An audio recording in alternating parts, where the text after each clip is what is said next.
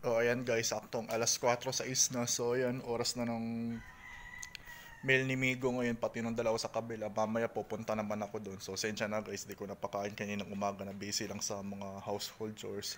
So ang pagkain ni Migo ngayon, kagaya nung isang araw, ay Breeder's Choice 210 grams pa rin. So plus additives.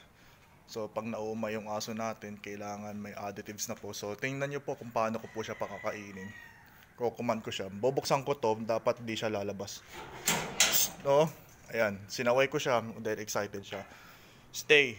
Wala pa ako ng go signal command. Tingnan mo, kumakalma na siya.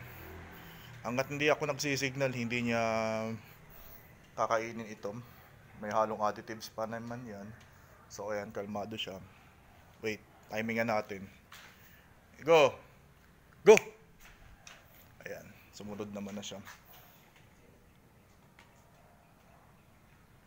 So ayan, 210 grams ulit ng Breeder's Choice plus additives. So hindi ko na kailangan ito 80 kapag may additives yung pagkain niya. So yung importante lang naman yung mabusog siya.